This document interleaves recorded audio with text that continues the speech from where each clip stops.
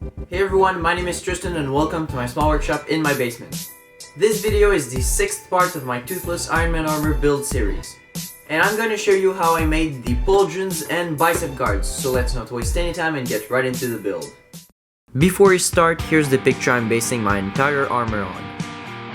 To not make the video too long, I've already designed and cut out the pieces to make the shoulder armor off camera. This first piece is made out of 8mm thick foam and it only has straight cuts. This second piece is a mirrored duplicate of the first one, but its longest curved side has an inward angle cut. Those two smaller pieces are made out of 6mm thick foam and they only have straight cuts. And those round pieces are also made out of 6mm thick foam. The first thing I do with all of my pieces is to heat them up using my heat gun to then form them into shape to better fit my shoulder. When you do this process, you can use your knee to force the foam into a rounder shape.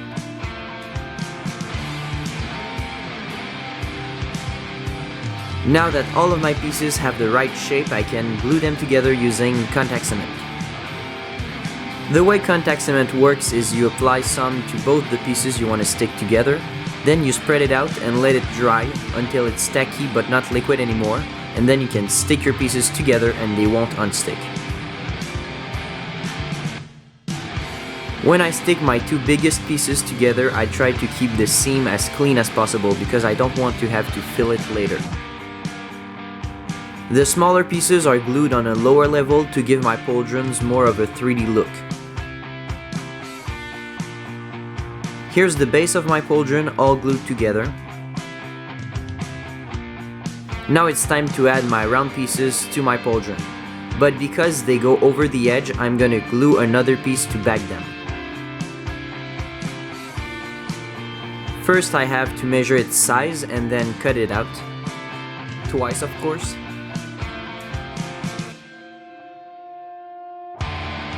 Then I use my heat gun to heat up those pieces and seal their surface. And then it's finally time to use my contact cement to glue them to the rest of the pauldron.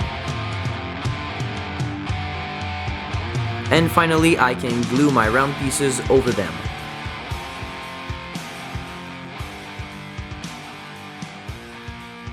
After some modifications to make them look and fit better, here are my final pauldrons. Now it's time to tackle the bicep guards. As you can see, I've already designed my templates using paper. The thickness of foam I'm going to be using for the bicep guards is 6mm. The first thing I have to do is to pin down my templates to my foam to trace them down using a marker. After removing the templates from the foam, I can use a super sharp X-Acto knife to cut my pieces out. I keep all of my cuts straight except for the long curved one from the back piece, which will be an inward angle cut. Here's another piece I cut out, which is the front piece. I'm gonna add V-grooves on the backside of this piece so that it folds into 3 distinct panels.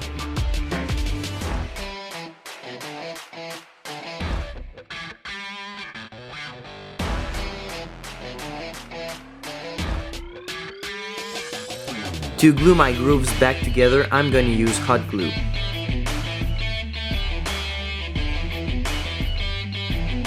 Next, as I did for the pauldrons, I'm going to heat up my pieces using my heat gun and then form them into the right shape.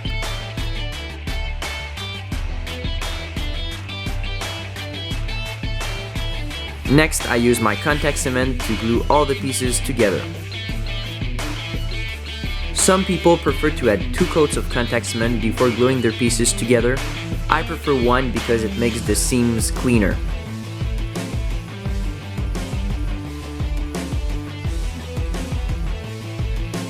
Here are the bases for my 2 bicep guards all glued together and cleaned up. Now the only step remaining is to add some inset detail into my foam using my soldering iron. When you melt details into foam like this, make sure you wear a mask or work in a very well ventilated area, if not outside.